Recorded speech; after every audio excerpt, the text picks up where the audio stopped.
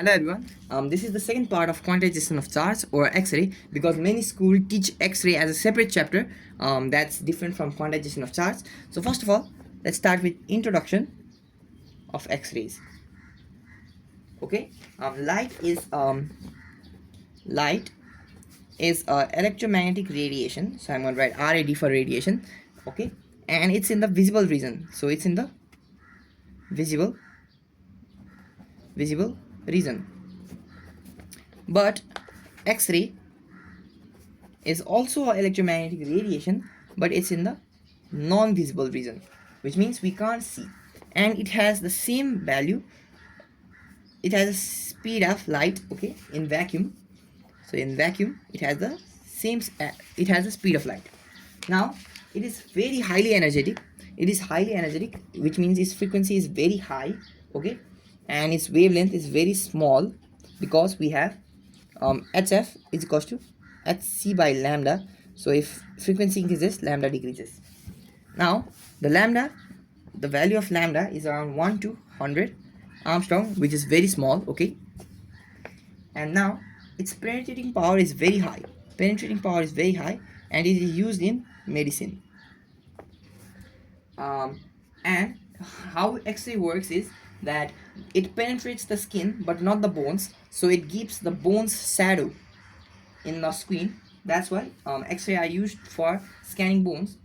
Gamma rays are more energetic than X-rays, so gamma rays are still more energetic than X-ray. Okay, so gamma ray that we learn in radioactivity is still more energetic than X-ray. And X-ray was found by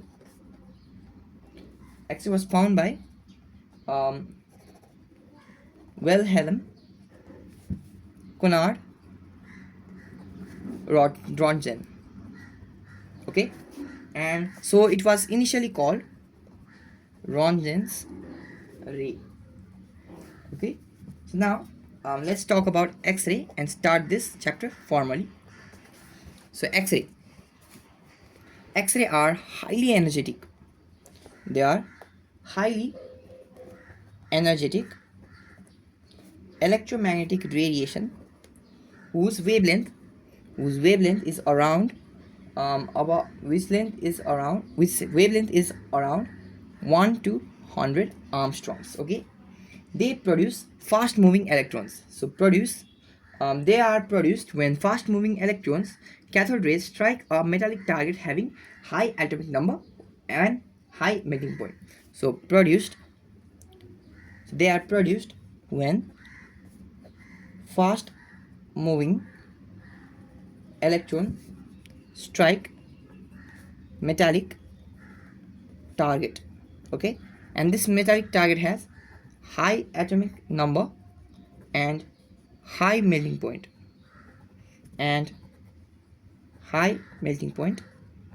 Okay, these are the two things that the metallic target should have. They were discovered by Wilhelm Conrad Röntgen. So now let's talk about some properties of X-ray. They are highly energetic. So highly energetic electromagnetic radiation. Okay, and their wavelength is about 1 to 100 Armstrong, and the penetration power is very high. They are not deflected by electric field and magnetic field. Okay, and they are neutral. So they are electrically, and they travel in straight line with the velocity of sound in vacuum. Okay, now they travel from one medium to another. When they travel from one medium to another, frequency and energy always remain same, but wavelength and speed, so I'm going to write B for speed, are not constant. So on changing medium, one medium to another. Okay, also they show dual nature, which means particle nature as well as wave nature. So if they are particle, they will behave as photons. So they also show fluorescence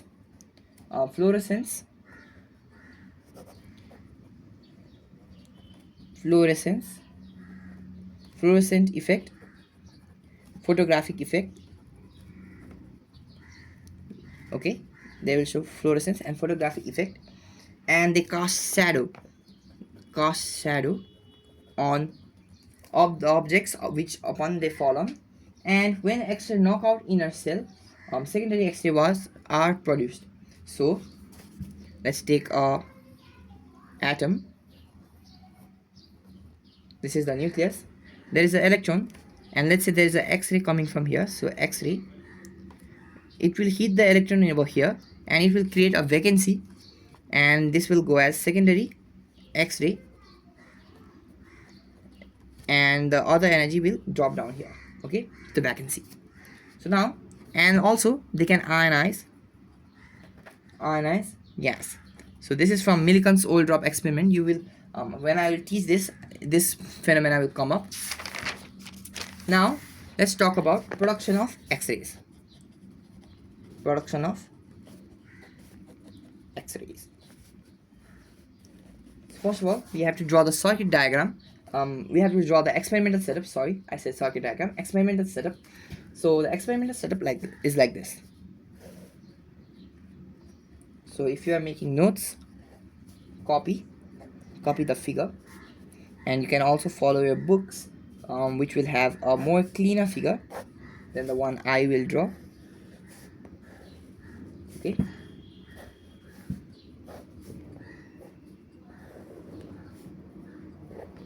So there will be a copper tube over here,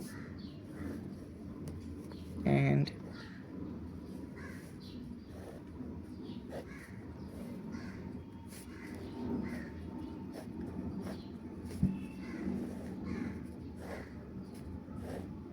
this arrow must touch the tip. Okay, so it must touch the tip. Now we will also keep a high tension battery over here, high tension battery, and it will be connected over here. There will be water flowing from here. Okay, so now there will be this. So I hope you have drawn the figure with me as well. The figure is pretty simple once you got the hang of it. So this will have E, and this is low tension battery, whereas this is high tension battery. Here negative, here positive, and this is, you make this as well. These are the X-rays that are produced, and here water in, the water goes inside, and here water out, so water goes outside. And this is copper tube. This is copper tube. Okay, now this is a modern Coolidge tube for production of X-ray. So modern Coolidge, modern, so spelling of Coolidge is COOLIDGE, is modern Coolidge tube. Okay, and it consists of a evacuated glass bulb, which is denoted by Z. So evacuated glass bulb denoted by Z, and it has a pressure of 10 to the power minus 5 mm of at Z. Okay, also the cathode is made of tungsten filament. So cathode is made of tungsten filament, and which can emit a large number of electrons when heated. So large number of electrons when heated. The anode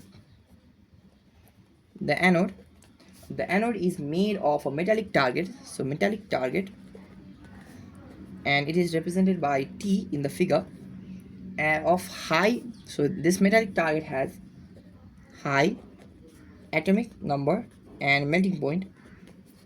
Okay, melting point. So it can be made of tungsten or molybdenum.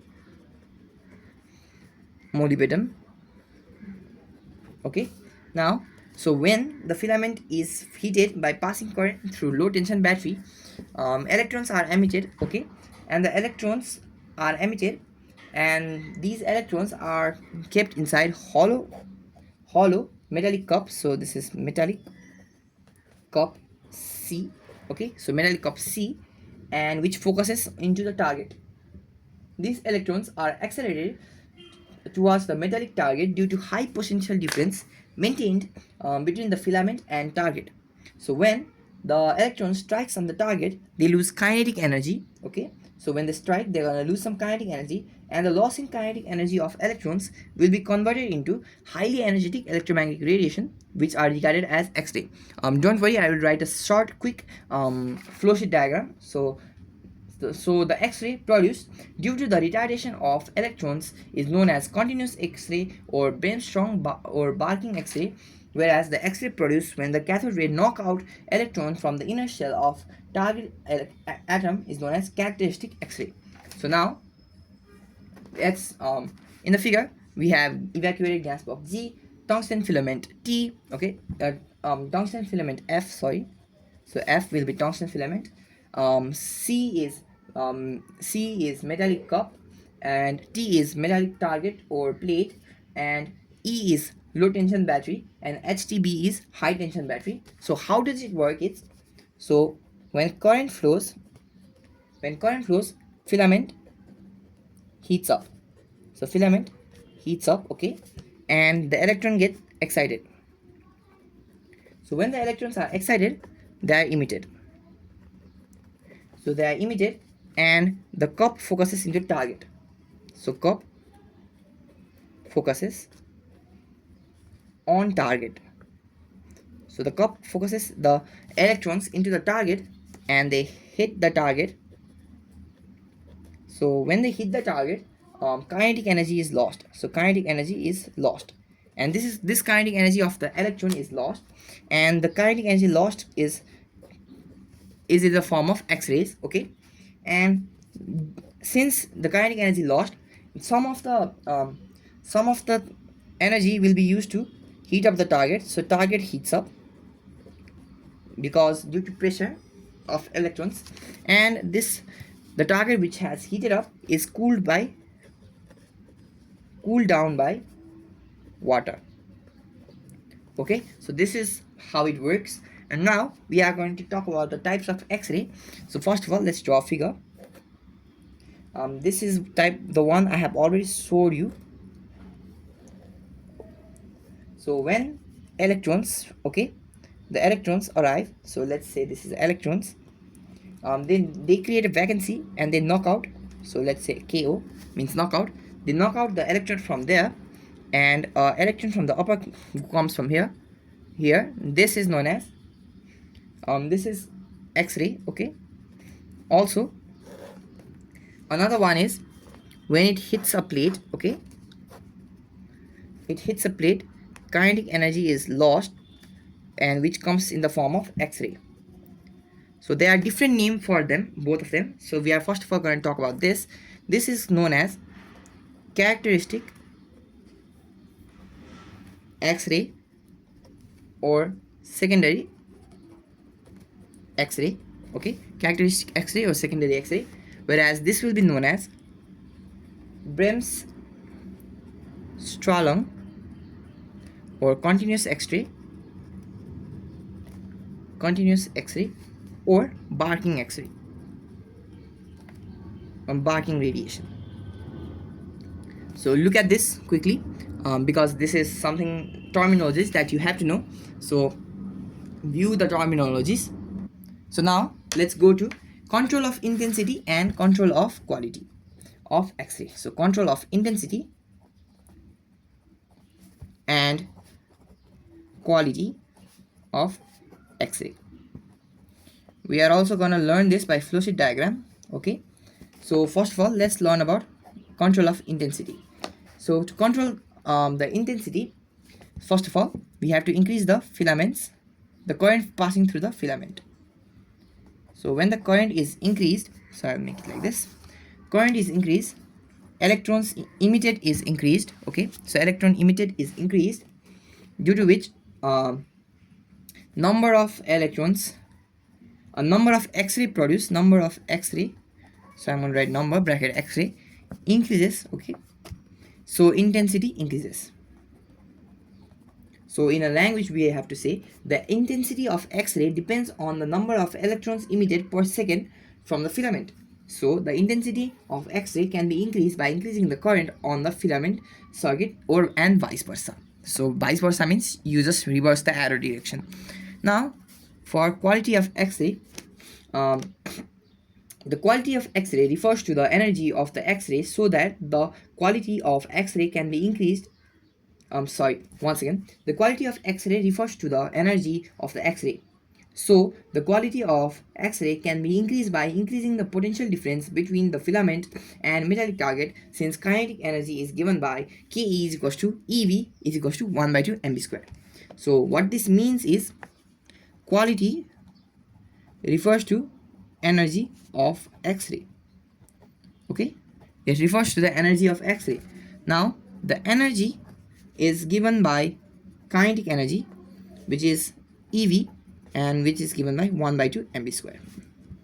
Now also this kinetic energy goes into radiation, which has the value of HF or Hc by lambda. Okay, so since the kinetic energy lost is given in the form of X-ray, which is radiation, so if we increase the potential difference, then the velocity increases, so the energy increases, thus the quality increases.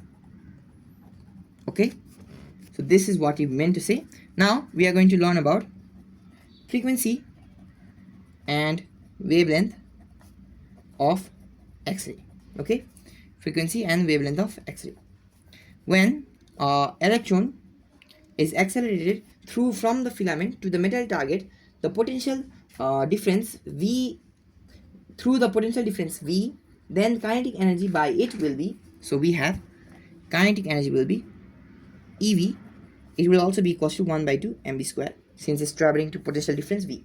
So if F max is the maximum frequency of the X-ray produced, then we have EV equals to HF max.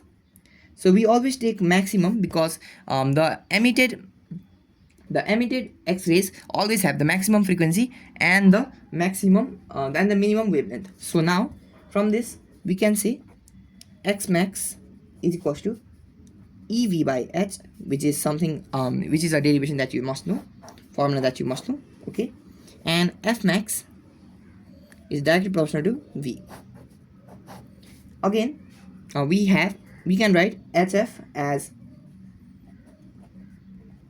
F max as C by lambda minimum, which means since they are inversely proportional, now lambda minimum or minimum wavelength is given by Hc by EV. Okay, which is also a formula that you must know, and lambda minimum is directly proportional to 1 by V or inversely proportional to voltage.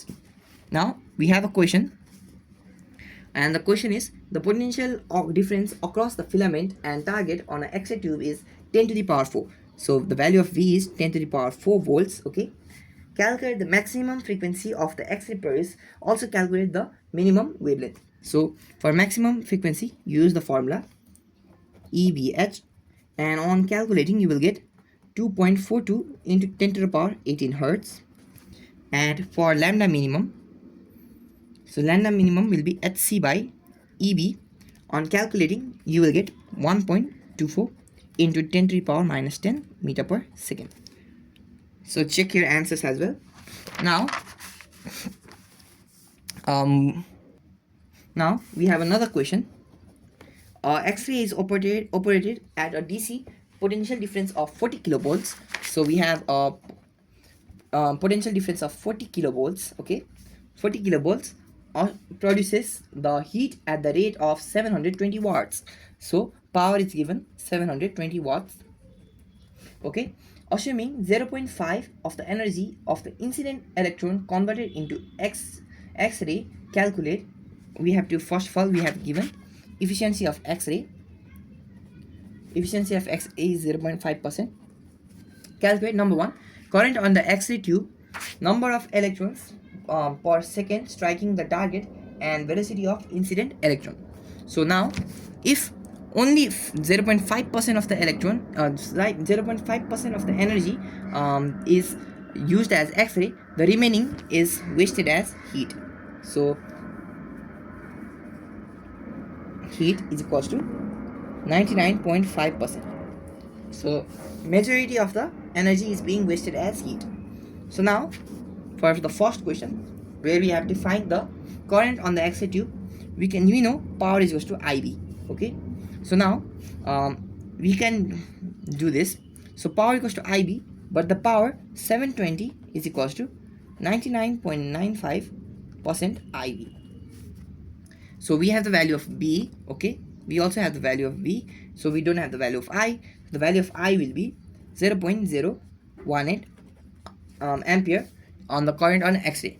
So the power is a measure of heat. So because the question says it X-ray operated at a DC potential difference of 40 kilovolts produces the heat at the rate of 720 watts. So it's for heat, so that's why we have to do 99.5%, and 40 kilowatts will be 40 into 10 to the power 3 volts. Okay, according to the second question, we know I is equals to Q by T. Okay, we know I is equals to Q by T, and Q is equals to NE by T. NE by T. Okay, so the question asks for number of electrons striking per second to the target. So N by E is equals to I by E, and if you keep the value, you will get 1.13 into 10 to the power minus 17 electrons strike per second. Okay, strike per second to the target. And finally, the third portion we have is we have to find the velocity. So kinetic energy is equals to EV is equals to 1 by 2 mv square. We know the value of E, of V, of small m, and we just don't know of the V, so we can find the velocity to be 1.19 into 10 to the power 8 meter per second. Now we have another question. X-ray tube is operating at a voltage of 18 kilovolts. So 18 kilovolts, which is equals to 18 into 10 to the power 3 volts, and a current of 60 milliampere. So current of 60 milliampere, which means 60 into 10 to the power minus 3 ampere. Okay, first E, if only 1% of the electric power supplied is converted to X-ray, at what rate is the energy being delivered to the target? And another question is, if the target has mass 0.25 kg and is made of specific heat capacity 130 joules per kg per Kelvin, at what average rate would the temperature rise if there were no thermal process? So now we will write the given information. So we have given the efficiency of X-ray 1%, the mass 0.25, the mass of target 0.25, the specific heat capacity, which is 130 joule per kg per Kelvin, and the first we have since X-ray is only 1%, that means efficiency of heat will be 99%.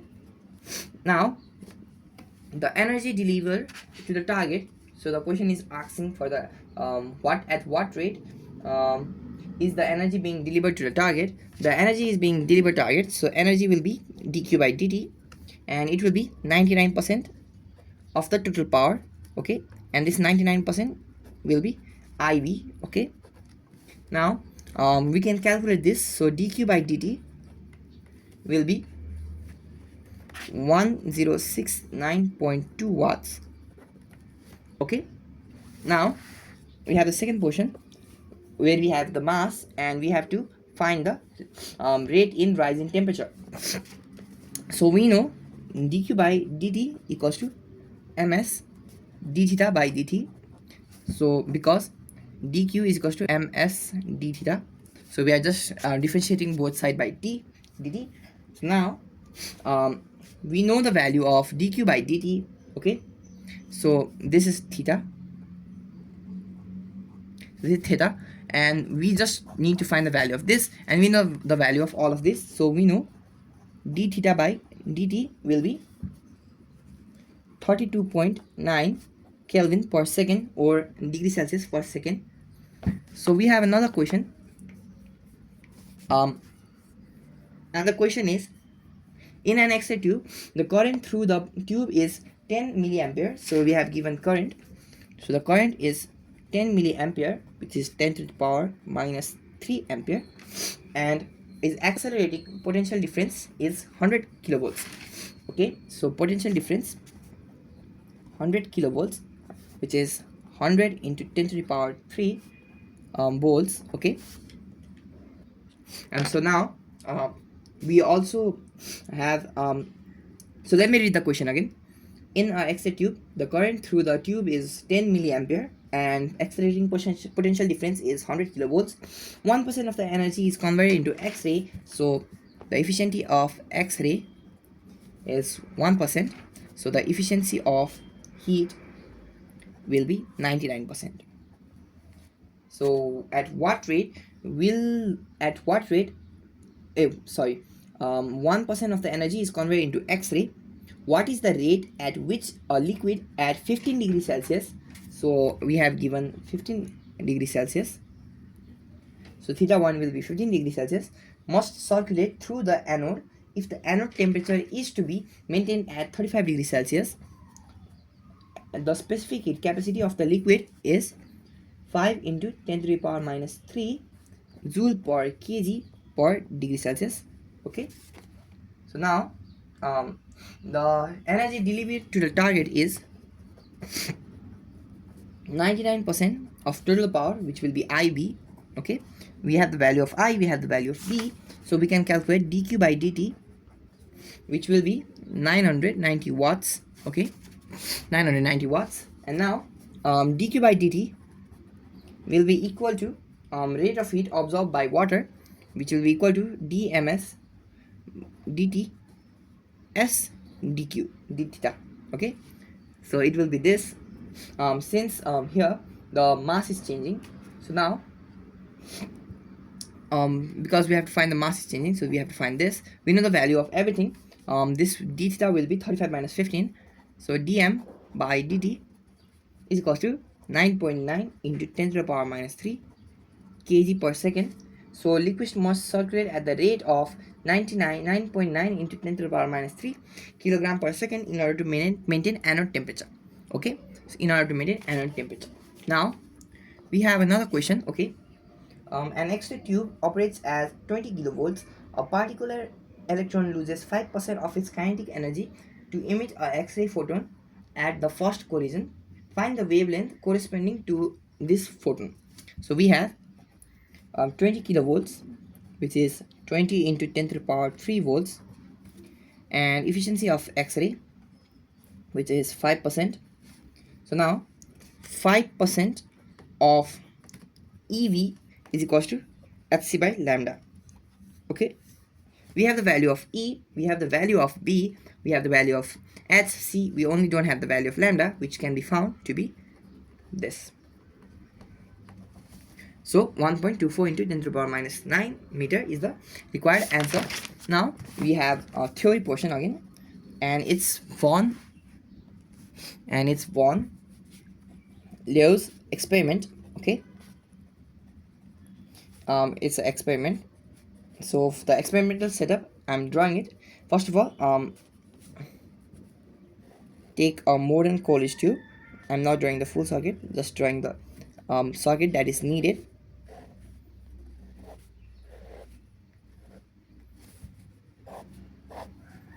So just draw the circuit with me and try to remember the circuit of this as well as the previous one.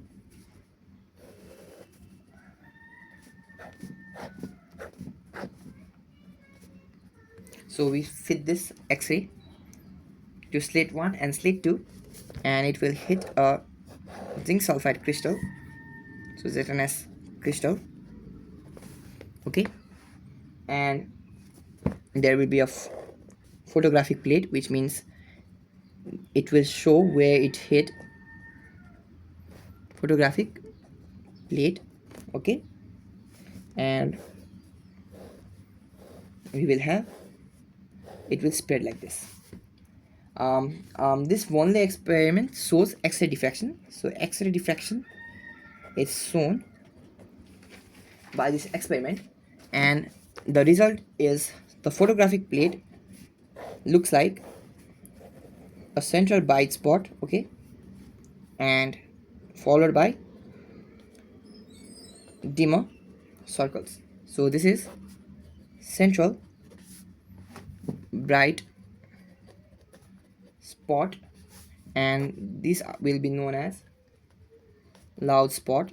Okay, so here Von Ley and his co-authors performed an experiment to show X-ray diffraction, bending of electromagnetic wave through obstacles. Okay, so in the crystal, the interatomic space is in the wavelength of X-ray. So interatomic space of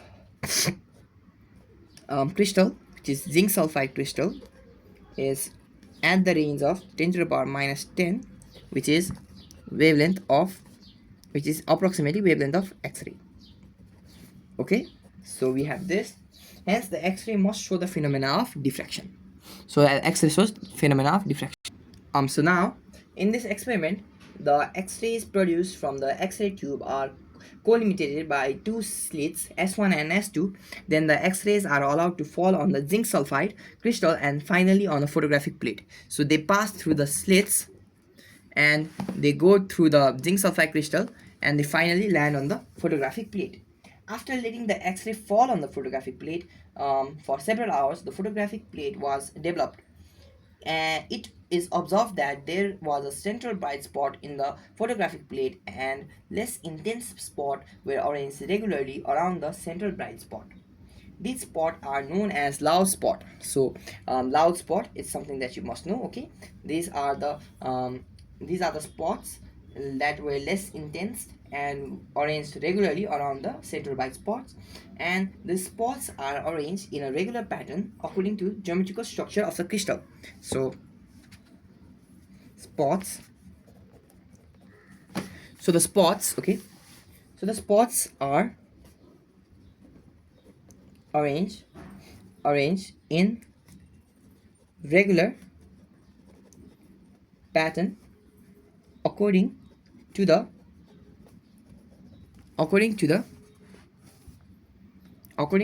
geometrical structure of crystal. Okay, now from this experiment we got two conclusions. Number one, X-ray are electromagnetic wave, and another one is atoms are arranged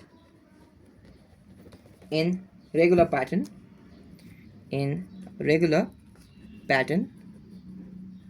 in crystal. So you must remember the working mechanism and what happens and the observations that occur in the experiment. So now we are going to talk about Bragg's law. So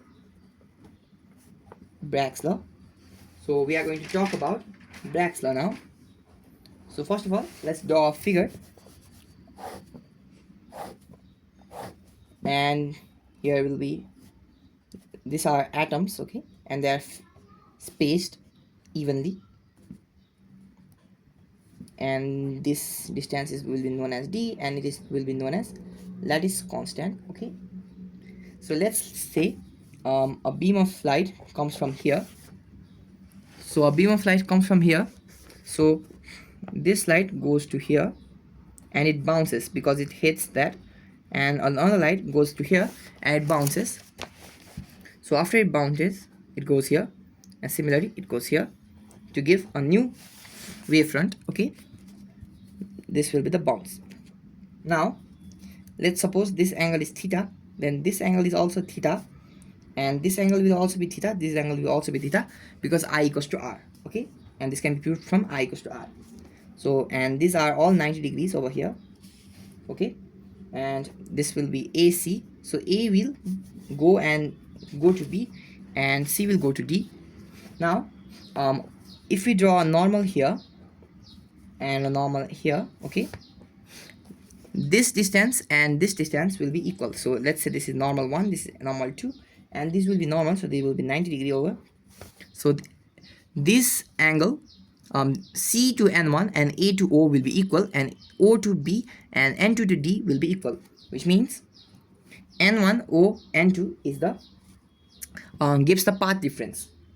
So now this angle and this angle will also be theta because of look at this. This will be this will be theta, and this will be 90 minus theta. This will be 90 minus theta, this will be theta, this will be theta, to give us the answer. Okay, so this can be proved by geometry. So now let's talk about Bragg's law. So when a monochromatic beam of X-ray, so a monochromatic beam of X-ray, okay, falls on the crystal, each atom of the crystal acts as a source of scattering. So each atom acts as a source of scattering.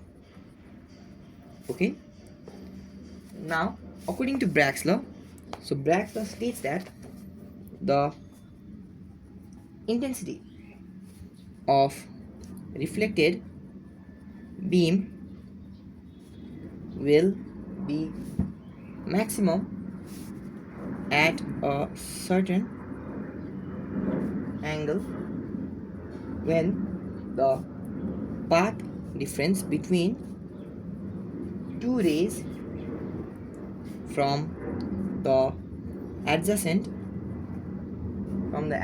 planes of the crystal is the integral multiple of wavelength of X-ray. So basically the intensity will be maximum when the path difference equals to n times lambda.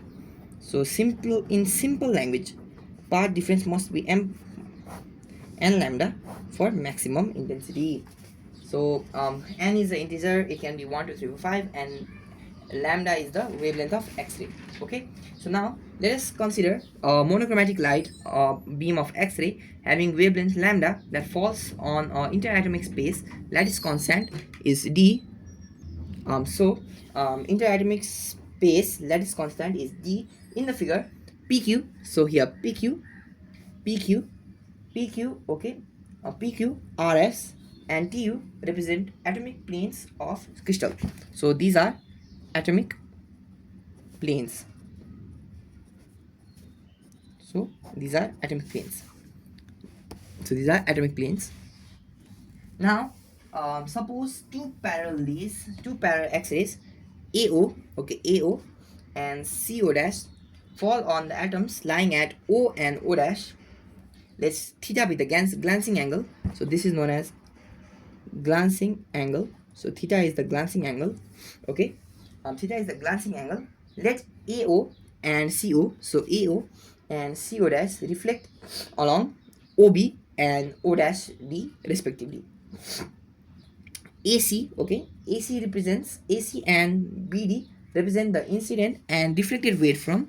So AC and BD represent incident and reflected wavefront. So now we draw a perpendicular ON and a normal ON2 as well. So in right angle triangle, OO dash N2. So O dash N2, we have sine theta is equals to N1 O dash by O dash. So here N1 O dash by O dash is given by D. So O dash is D because this is the distance D. So N1 O dash is equals to D sine theta, and similarly O dash N2 is equals to D sine theta. Now according to Bragg's law, path difference must be equals to n lambda, but path difference is also n1 O dash plus O dash n2. So n1 O dash to O dash n2. Now this will be n lambda, and both of them are equal to sine d sine theta. So it will be 2d sine theta equals to n lambda, which is the required form of the and is known as Bragg's equation. So this is the Bragg's equation, and if n equals to 1, the diffraction is of first order, and if n is equals to 2, the diffraction of is second order, and so on. So now let's do some questions. The first question is, the interatomic space of crystal is 1.3 Armstrong. So the lattice constant is 1.3 Armstrong, which is equivalent to 1.3 into 10 to the power minus 10 meter. Now, and when a monochromatic beam of X-ray falls on this crystal, first order image is produced. For glancing angle 5 degree, so we have theta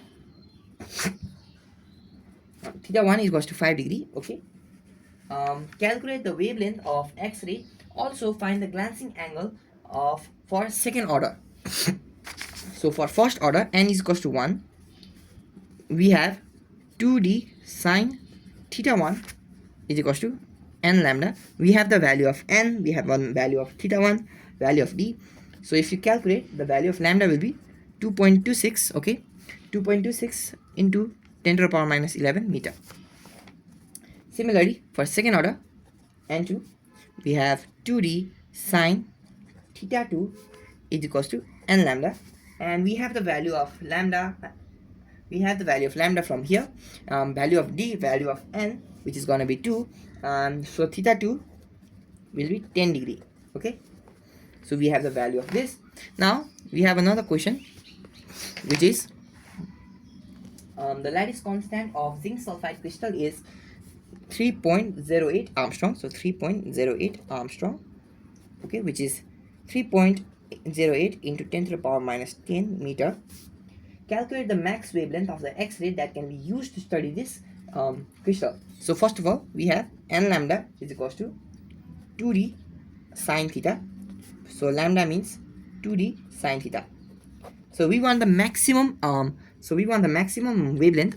In order to have the maximum wavelength, we must have the minimum n. So the value of n will be 1, so that we have maximum lambda. Also, in order to have maximum lambda, we must have sine theta is equals to 1, because we must have the maximum value. So lambda is equals to 2d, and if you give the value, you will get 6.16 Armstrong.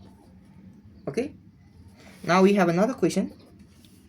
When a 0.5 Armstrong X-ray strikes on a material, the photoelectrons from K cell are observed to move in a circular radius 23 mm in a magnetic field of 2 into 10 to the power minus 2 Tesla. What is the binding energy of K cell electron? So you might be confused and you did not understand. So let me tell you. So we have been given an X-ray of we have been given wavelength of X-ray, which is 0.5 into 10 to the power minus 10 meter, and the radius that the electrons from K cell orbit, which is 23 mm, which is equal to 23 into 10 to the power minus 3 meter, and the magnetic field that induced it to move in a circular path, which is this. So let's draw a figure. So let's say this is a nucleus and this is the K cell, okay, and there are 2 electrons over here. Let's say there is an X-ray coming from here. The X-ray hit the electron, and now the electron moved with a velocity v and got into a magnetic field B and started revolving. So it started revolving from here, and this has a radius of r. Okay, so there will be like this. So this is what the figure is trying to tell you. Now, so we have HF is equals to binding energy plus kinetic energy. So the energy of the energy that is supplied will be, first of all, used for removing the electron, and the second, it will be used for giving the velocity of the electron. So now we can write this as hc by lambda equals to be plus 1 by 2 mb square. Okay, so let's suppose this is equation 1. Now in magnetic field we have Fe. So Fc is equal to Fp, since it's stable when rotating. So mb square by r, so centripetal force will be equals to magnetic force, which will be EVV. Okay, we will derive this in magnetic field, which will come in later chapters. The value of V will be BER by m, which is 2. Okay, so now from 1 and 2 we can write hc by lambda is equals to be plus 1 by 2 m ber mb square. Okay, so now we have to find the binding energy. We know the value of h c lambda, m, which is the mass of electron, and b, which is the magnetic field, e, which is the charge of the electron, r, which is the radius of the electron, which we have given, and m, which is the mass of the electron again. So we can find the binding energy to be 10 to the power minus 15 joules. And with this, the chapter has ended. So we are going to revise everything of quantization of charge. So let's start. So introduction: energy is a quanta of hf, whereas charge is a quanta of Ne. Rutherford failed because the electron would spiral into the nucleus, which it doesn't, and Bohr model started. So Bohr model has two postulates. The first postulate is that angular momentum is quantized, and angular momentum mbr is equals to nh by 2 pi. Okay. Second postulate says that when an electron jumps from higher to lower or lower to higher, it radiates radiation or absorbs energy, which is given by delta E is equals to E2 minus E1, which is equal to hf, which is equal to hc by lambda. Now, for radius of nth orbit, you first of all find the centripetal force and electric force and potential energy. Electric force. Electrostatic force, I said electric force, I mean electrostatic force. You find the centripetal and electrostatic force, you equate them equal, and then you use Bohr's first postulate and find the velocity of Vn. Then you find that the radius is directly proportional to n square, and its value is 0.53 n square Armstrong. Okay, for atomic number Z like hydrogen, the radius will be 0.53 n square by Z Armstrong. For the velocity, you use Bohr's postulate and Bohr's first postulate and keep the value of Rn, so that you get Vn is inversely proportional to 1 by n, and Vn will be 1 by 137 n meter per second. So now energy of electron in nth orbit. So the total energy is equals to kinetic plus potential energy. Now the kinetic energy is given by 1 by 2 mv square, and you write the value of v square over there. Now potential energy is electrostatic potential energy, which can be calculated very easily. You have to keep the value of R over here, and finally when adding up, you get that the energy of an electron in nth orbit is equals to is directly proportional to the is indirectly proportional to the minus of n square. Okay, and the minus sign indicates that the electron is bounded to the nucleus. Now for atomic number Z, which is like hydrogen, En will be 13.6 Z square by n square. To calculate the energy level, you just use the formula that we just derived. Now we have some questions. And we have excitation energy and excitation potential. So excitation energy is the amount of energy required for electron from ground state to go to excited state, whereas for excitation potential, it is the potential difference to which electron at ground state must be accelerated to get into excited state.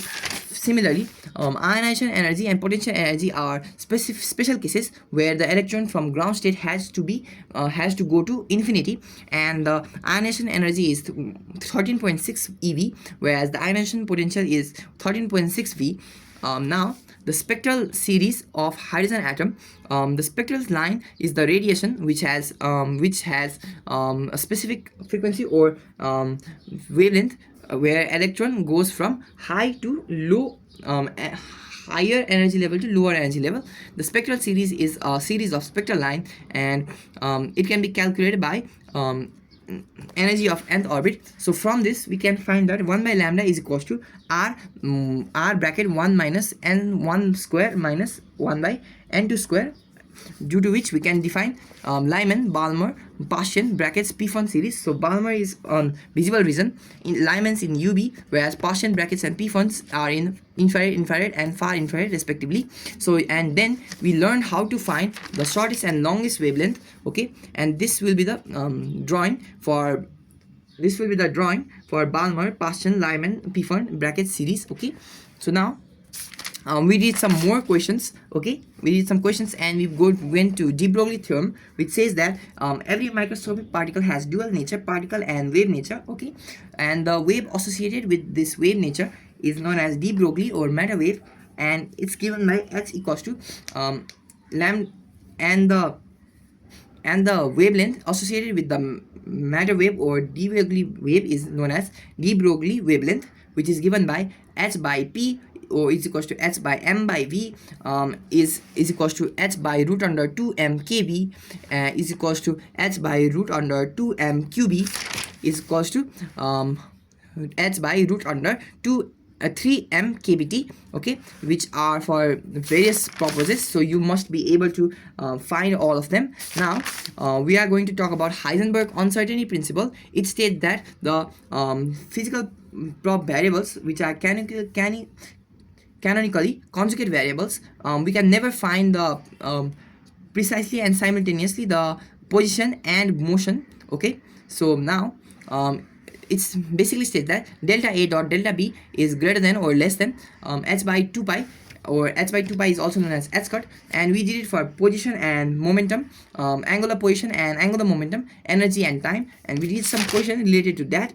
Now we went to X-ray. X-ray are electromagnetic radiation of non-visible spectrum. So X-ray are highly energetic electromagnetic radiation, and its wavelength is around 1 to 100 Armstrong, and it's produced when fast moving electron strikes a metallic target, and there is also another way by knocking out. Okay, so now the properties are they are highly energetic, they have very small wavelength, their penetration power is very high, they are electrically neutral, and they travel in the speed line in vacuum in the speed of sound, in the speed of light.